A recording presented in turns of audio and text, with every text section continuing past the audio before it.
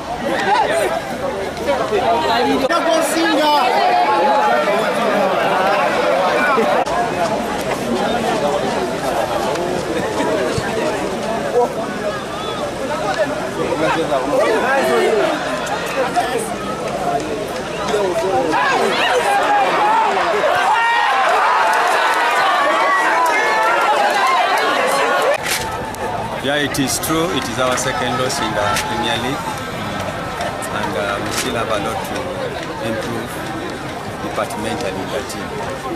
Because if you see the way we played today's game, we had a lot of defensive mix-up, and then we also had chances in front, but we could not really utilize the chances we had.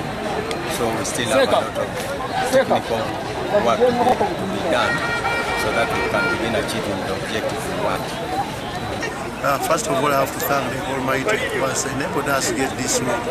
We lost our first game with a big margin, 5-0, so everybody thought maybe we had gone, but we had to be men and strong enough to get up and work again. So we had to go to the drawing board and plan for this game. We rectified all the mistakes that we made in the first game, and we got the players that we missed in the first game. They have helped the team a lot to see to it that we have achieved today's target of getting maximum points.